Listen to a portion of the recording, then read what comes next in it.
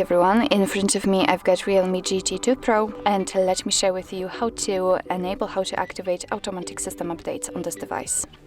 So first of all, let's enter the settings, and here we have to scroll down to the very bottom to find the system settings. And that's not true, because first of all we have to enter about device, because we have to activate the developer options, which will appear in the system settings. So here in the about device, let's enter the version, and that was a misclick, the version, and here we've got the build number, which is crucial actually to activate the developer options.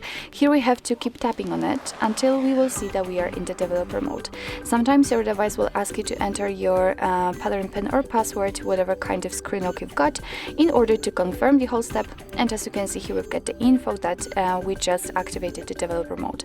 So we can go back to the general settings, and now we can enter system settings. So let's tap on it, and here we have to scroll down to the very bottom, and as you can see on the third position from the bottom we've got the developer options. So let's enter. And here, all we have to do is to simply scroll down a little bit to find the automatic system updates. As you can see, in my case, this option is turned off. So in order to turn it on, just tap on it.